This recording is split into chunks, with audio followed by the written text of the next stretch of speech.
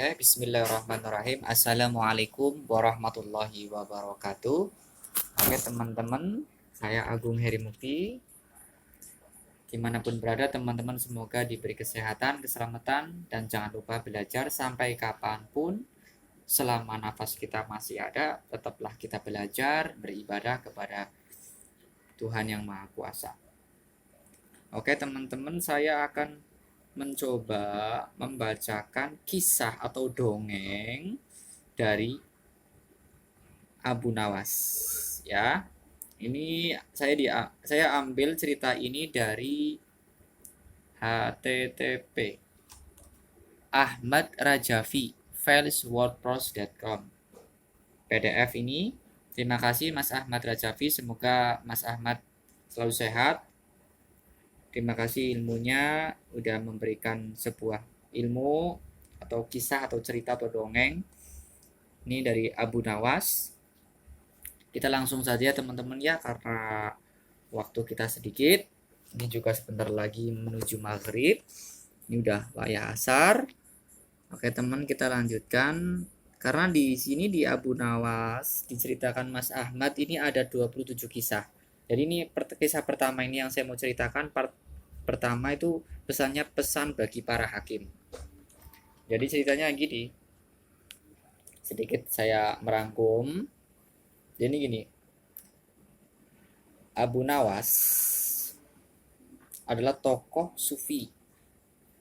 Tokoh yang super lucu, yang tidak ada bandingnya. Aslinya orang Persia yang dilahirkan pada tahun 750 Masehi dan meninggal dunia pada tahun 819 Masehi di Baghdad. Jadi Abu Nawas ini meninggal dunia itu di Baghdad, ya. Rajanya Harun al-Rashid namanya gitu.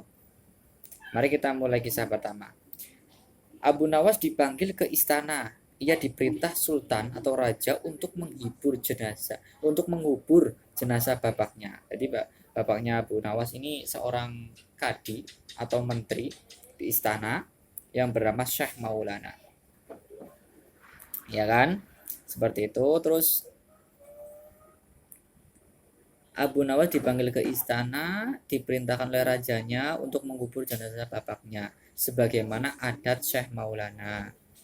Ternyata apa yang dilakukan Abu Nawas itu hampir tiada bedanya dengan bapaknya, yaitu Syekh Maulana, dari memandikan jenazahnya, terus menyolati jenazahnya, terus mendoakan jenazahnya, itu tiada jauh dari bapaknya. Itu. Aduh, ntar teman-teman ini kok kembali nih. Ntar ya. Saya akan coba cari lagi nih. Ini saya buka file yang seperti ini nih, banyak sekali gangguannya dari tadi jam 3:30 ketika saya membacakan kisah Abu Nawas ini. Waduh, sulit banget ini. Ntar saya coba, nanti saya tanya sama istri saya yang tahu ini HP-nya. Bentar ya teman-teman ya.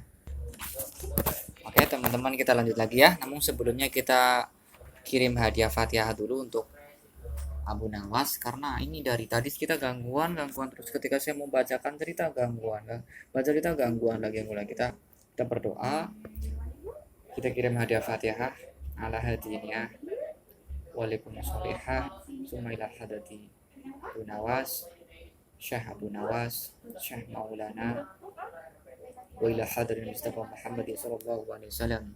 Syaulila lahumul Fatihah.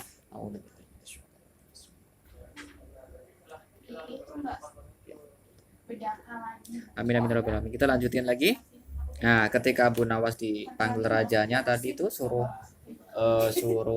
nyolati, memandikan jenazahnya bapaknya, mendoakan.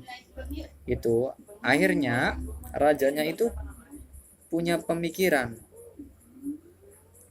bahwa nanti Abu Nawas yang akan menggantikan bapaknya menjadi kandi.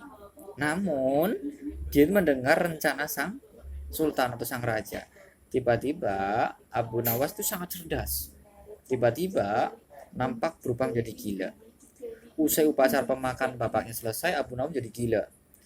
Itu eh, mengambil batang pisang itu dinaiki, anggapannya sebagai kuda. Sampai orang yang melihatnya menjadi terheran-heran.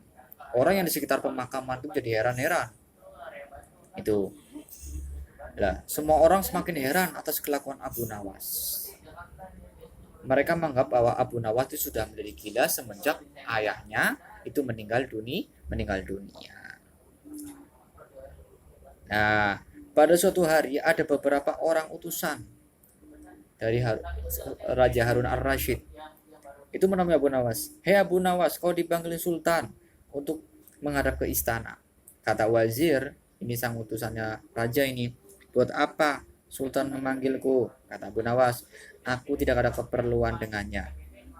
Jawab Abu Nawas dengan entengnya seperti tanpa beban. Hai Abu Nawas, kau tidak boleh berkata seperti itu kata wazir ini.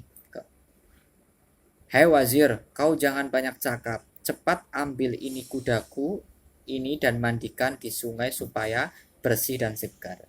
Lah ini Abu Nawas sangat kocak sekali. Jadi merintah si wazir untuk memandikan kudanya. Padahal wazir melihat bahwa kudanya Abu Nawas itu adalah batang pohon pisang. Sampai si wazir ini geleng-geleng. Wazir ini geleng-geleng melihat kelakuan Abu Nawas. Abu Nawas, kau mau apa tidak menghadap sultan? Kata wazir. Kalau kepada rajamu aku sudah tahu, maka aku tak mau. Katakan pada rajamu bahwa Abu Nawas ini sudah tahu apa rencana rajanya. Kayak gitu loh. Maka katakan, kayak gitu loh. Apa maksudnya Abu Nawas? Tanya wazir dengan rasa penasaran. Sudah pergi sana, bilang saja begitu. Si wazir ini diusir untuk menemui rajanya. Si wazir segera menyingkir dan dari halaman rumah Abu Nawas, lalu lapor kepada raja atau Sultan Harun al-Rashid. Dengan geram, Sultan berkata, kalian bodoh semua, hanya menghadapkan Abu Nawas kemari saja, tidak becus. Ayo pergi sana ke rumah Abu Nawas, bawa dia kemari dengan sukarela ataupun terpaksa. Itu kata Harun al-Rashid. Jadi marahin sama si wazir dan bala tentaranya wazir itu. Si wazir segera mengajak beberapa prajurit istana, dengan paksa Abu Nawas dihadirkan di hadapan raja. Namun lagi-lagi di depan raja Abu Nawas bertingkah pola bakar, bertingkah ugal-ugalan, tak selayaknya berada di hadapan sang raja. Jadi ini Abu Nawas ketika berhadapan dengan rajanya itu apa ya, kelakuannya itu nggak wajar, artinya dia itu kayak nggak sopan seperti itu. Nah terus lanjutin lagi. Nah Abu Nawas bersikap sopan, tegur Baginda. Abu Nawas bersikap sopan, tegur Baginda. Ya Baginda, tahukah Anda? Abu Nawas ini. Apa Abu Nawas? Baginda. Terasi itu asalnya dari udang. Nah, kurang ajar kau menghinaku Nawas. Lah ini rajanya marah nih sama Abu Nawas. Ngeledek masalahnya gitu. Tidak Baginda, siapa bilang udang berasal dari terasi? Baginda merasa dilecehkan. Ia naik pitam dan segera memberi perintah kepada para pengawalnya. Hajar dia, pukul si Nawas, si Abu Nawas. Wah Abu Nawas yang kurus kering itu akhirnya lemas tak berdaya. Dipukul sampai 25 kali pukulan. Nah terus Abu Nawas diusir deh. Dia pulang ke rumah. Terus sampai diusir ke kerajaannya. Terus Abu Nawas pas di pintu gerbang rajanya itu bertemu sama penjaga. Terus bilang gini, wahai Abu Nawas yang kurus kering itu, wahai Abu Nawas, tempo hari ketika kau hendak masuk ke kota ini, kita telah mengadakan perjanjian. Masa kau lupa pada janjimu itu? Ini si penjaga bilang deh sama Abu Nawas. Nah, terus bilang lagi nih, jika engkau diberi hadiah oleh Baginda, maka engkau berkata, aku bagi dua. Engkau satu bagian, aku satu bagian. Nih penjaganya bilang gitu. Jadi dulu pernah ada rundingan sama penjaganya, kalau dipanggil Baginda dikasih hadiah, nanti diparo gitu. dibagi jadi dua gitu. Hai penjaga pintu gerbang, apakah kau benar-benar menginginkan hadiah baginda yang diberikan kepadaku tadi? Ini Abu Nawas tanya nih sama penjaga gerbangnya. Iya tentu, itu kan sudah merupakan perjanjian kita. Baik, aku berikan semuanya, bukan hanya satu, tapi kedua-duanya. Harus begitu. Wah, ternyata kau baik hati Abu Nawas. Lah ini penjaganya bilang, dia mulai memuji nih Abu Nawas nih. Akhirnya Abu Nawas itu setelah itu tanpa banyak cakap lagi Abu Nawas mengambil sebatang kayu yang agak besar, lalu orang itu dipukul sebanyak 25 kali. Sesuai seperti Abu Nawas ketika dipukul sama apa itu anak buahnya Baginda di istana tadi. Tentu saja orang ini menjerit-jerit kesakitan dan menganggap Abu Nawas telah menjadi gila. Setelah penunggu gerbang kota itu kelenger, jadi ketika dihajar sama Abu Nawas dengan kayu yang agak besar itu sampai 25 kali pukulan, dia itu terbangun. Langsung deh, apa yang terjadi? Laporan sama Baginda. Si penjaga gerbang bilang gini, ya tuanku, ampun beribu ampun, hamba datang kemari mengadukan Abu Nawas yang telah memukul hamba sebanyak 25 kali tanpa suatu kesalahan. Hamba mohon keadilan dari Tuan Baginda. Akhirnya mendengarkan ulasan atau ceritanya si penjaga gerbang itu, akhirnya raja itu memerintah pengawalnya untuk memanggil Abu Nawas. Hai Abu Nawas, ini raja bilang, benarkah kau telah memukul penunggu pintu gerbang kota ini sebanyak 25 kali? Berkata Abu Nawas, ampun tuanku, hamba melakukan karena sudah sepatutnya dia menerima pukulan itu. Apa maksudmu? Ini raja bingung, ini heran. Coba kau jelaskan sebabnya kau memukuli orang itu. Tanya Baginda. Tuanku, ini kata Abu Nawas ini, hamba dan penunggu pintu gerbang itu telah mengadakan sebuah perjanjian bahwa jika hamba diberi hadiah oleh Baginda, maka hadiah tersebut akan saya bagi dua. Artinya ketika Abu Nawas itu dipanggil Baginda kok dikasih hadiah, maka si pintu gerbang penjaga gerbang itu prajurit gerbang pun dikasih hadiah juga lewat Abu Nawas gitu. Satu bagian untuk saya, satu bagian untuk si penjaga gerbang. Nah, pagi tadi hamba menerima hadiah 25 kali pukulan. Maka saya berikan pula hadiah 25 kali pukulan kepadanya. Hai penunggu pintu gerbang, benarkah kau telah mengadakan perjanjian seperti itu? Ini pertanyaan raja untuk pintu gerbang, si penjaga pintu gerbang. Benar tuanku, jawab penunggu pintu gerbang. Tapi hamba tidak mengira jika Baginda memberikan hadiah pukulan. Nah, seraya serontak ini Raja Harun al-Rasyid langsung tertawa. Ha. Dasar tukang peras gitu. Ini Baginda bilang, dasar tukang peras. Dasar tukang peras. Sekarang kena batunya kau, sahut Baginda. Abu Nawas tiada bersalah. Bahkan sekarang aku tahu bahwa penjaga pintu gerbang kota Baghdad adalah orang yang suka narget, suka memeras orang. Kalau kau tidak merubah kelakuan burukmu, itu sungguh aku akan memecat dan menghukum kamu. Ini jadi Raja Harun al-Rasyid ini bercerita sama mengatakan sama tukang gerbang bahwa kamu itulah tukang peras gitu. Seperti itu. Terus ini penjaga pintu gerbangnya bilang, ampun tuanku, sahut penjaga pintu gerbang dengan gemetar.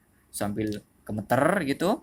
Nah terus Abu Nawas ini nggak kalah cerdas, nggak kalah cerdik gitu. Abu Nawas bilang, tuanku, hamba sudah lelah, sudah mau istirahat, tiba-tiba diwajibkan hadir di tempat ini. Padahal hamba tiada bersalah. Hamba mohon ganti rugi. Sebab jatah waktu istirahat hamba sudah hilang karena panggilan tuanku. Padahal besok hamba harus mencari nafkah untuk keluarga hamba. Sejenak Baginda terdiam itu, terkejut atas protes Abu Nawas, namun tiba-tiba tertawa. Ha ha ha ha ha. Ha. Jangan khawatir Abu Nawas, gitu. Baginda kemudian memerintahkan bendahara kerajaan memberikan sekantong uang perak kepada Abu Nawas. Lalu Abu Nawas pulang dengan hati gembira. Tetapi sampai di rumah Abu Nawas masih bersikap aneh seperti orang gila. Pada suatu hari Raja Harun Rasyid ini mengadakan sebuah rapat sama menteri-menterinya ini. Apa pendapat kalian mengenai Abu Nawas? Hanya hendak jika nanti ku angkat sebagai kandi atau menteri. Jadi rajanya ini memberikan sebuah pendapat kepada menteri-menterinya agar Abu Nawas ini menjadi kadi atau menteri atau penerusnya ayahnya. Wazir atau Perdana Menteri berkata, melihat keadaan Abu Nawas yang semakin parah, otaknya maka sebaiknya tuanku mengangkat orang lain saja. Jadi dengan lagaknya Abu Nawas yang jadi seperti orang gila, akhirnya wazir dan menteri-menteri lain itu memberikan usulan kepada Baginda Raja Harun al-Rasyid bahwa untuk mencari orang lain saja yang menggantikan ayahnya Abu Nawas gitu. Tuanku, Abu Nawas telah menjadi gila karena itu dia tak layak menjadi kandi. Baiklah, kita tunggu dulu sampai 21 hari. Jadi ditunggu sampai 21 hari, sampai 1 bulan. Ternyata Abu Nawas masih tetap menjadi seorang yang berlagak menjadi seorang gila. Akhirnya pertemuan besar, ada seorang yang bernama Polan yang sejak lama berambisi menjadi kadi. Ia mempengaruhi orang-orang di sekitar Baghdad untuk menyetujui jika ia diangkat menjadi kandi. Akhirnya Polan itu menjadi kandi sebagai penerus atau pengganti ayahnya Abu Nawas. Begitu mendengar Polan diangkat menjadi kandi, maka Abu Nawas mengucapkan syukur alhamdulillah kepada Tuhan yang Maha Kuasa. Alhamdulillah. Oke, maaf teman-teman, dari saya jeda sedikit. Nah, setelah itu Abu Nawas alhamdulillah mengucapkan syukur alhamdulillah telah terlepas dari balak atau beban yang mengerikan. Tapi sayang sekali, kenapa harus Polan yang menjadi kadi? Kenapa tidak yang lain saja? Nah, ini pertanyaan ini, mengapa Abu Nawas itu bersikap menjadi seorang gila? Pada suatu hari ketika ayahnya sakit parah dan hendak meninggal dunia, itu Abu Nawas sudah dipanggil oleh ayahnya dan berkata ayahnya ini, hai anakku, aku sudah hampir mati. Sekarang ciumlah telinga kanan negeriku. Akhirnya Abu Nawas itu mencium telinga kanan dan telinga kiri ayahnya. Nah, terus ayahnya menjawab, bagaimana anakku, sudahkah kau cium? Benar bapak, ceritakan padaku wahai anakku tentang telinga kanan dan kirinya bapaknya. Aduh pak, sungguh mengherankan. Telinga bapak yang sebelah kanan berbau harum sekali, tapi yang sebelah kiri baunya amat busuk. Hei anakku Abu Nawas, ini ayahnya nih, pesan ayahnya ini. Jadi kalau orang mau meninggal dunia kadang sering memberikan wasiat ini. Hei anakku Abu Nawas, tahukah apa sebabnya bisa terjadi begini? Cobalah ceritakan kepadaku wahai bapakku. Ini Abu Nawas bilang. Pada suatu hari datang 2 orang pengadu masalah kepadaku. Mengadukan sebuah masalah padaku. Yang seorang aku dengarkan keluhannya, tapi yang seorang lagi karena aku tidak suka maka tak ku dengarkan pengaduannya. Inilah resiko menjadi seorang kadi atau penghulu. Jika kelak kau menjadi seorang penghulu atau kadi, maka kau akan mengalami hal yang sama sepertiku. Ini kata bapaknya. Seperti itu. Nah, terus bapaknya bilang lagi, kalau kau tidak mau menjadi seorang kadi atau penghulu, maka kau harus memberikan sesuatu hal yang masuk akal agar Sultan Harun al-Rasyid itu tidak memaksakan kau menjadi seorang penghulu. Intinya seperti itu. Nah, itulah sebabnya Abu Nawas pura-pura menjadi gila. Jadi Abu Nawas berpola tingkah laku yang aneh atau menjadi gila ini karena dia itu sudah beri wasiat sama ayahnya, apa yang dirasakan ayahnya, gambaran jadi seorang kadi ketika meninggal dunia itu diceritakan kepada Abu Nawas. Akhirnya Abu Nawas itu membuat sebuah strategi menjadi gila. Walaupun Abu Nawas tidak menjadi kadi atau penghulu, namun dia sering diajak dikonsultasi oleh seorang raja untuk memutuskan suatu perkara, bahkan ia kerap oleh sang raja untuk memutuskan suatu perkara sing aneh-aneh. Karena Raja Harun al-Rasyid ini kadang sering sering memberikan sesuatu atau wacana hal yang aneh-aneh atau tidak masuk akal. Itu seperti itu teman-teman. Nih karena udah ditunggu sama istri, handphone yang pertama buat membacakan sebuah cerita Abu Nawas. Jadi kisah yang pertama tadi yang saya ceritakan sama teman-teman itu adalah kisah dari Abu Nawas yang pertama yang saya ambil dari http ahmadrajavi.wordpress.com. Ini PDF. Itu teman-teman. Itu yang pertama berjudul Pesan bagi para Hakim. Nah, teman-teman pastikan jenuh dong kalau mendengarkan sebuah cerita atau mendengarkan sebuah wacana, apalagi kalau orang yang nggak suka dengan cerita. Itu kadang males deh untuk dengerin. Tapi nggak apa-apa, nggak masalah bagi saya. Yang penting teman-teman gini, kisah Abu Nawas yang pertama itu kita bisa mengambil hikmahnya. Insya Allah kita bisa mengambil hikmahnya. Hikmah yang pertama apa? Jangan mau menjadi tukang peras. Ya, jangan mau menjadi tukang peras atau memeras orang. Orang yang berkelakuan buruk atau serakah, maka dia akan menerima celaka. Maka dia akan menerima sebuah siksa dari Tuhan yang Maha Kuasa, baik di dunia maupun di akhirat. Terus orang yang sabar atau yang menerima, maka dia akan memperoleh kebahagiaan dunia dan akhirat. Terkadang rezeki yang tak terduga dia akan datang.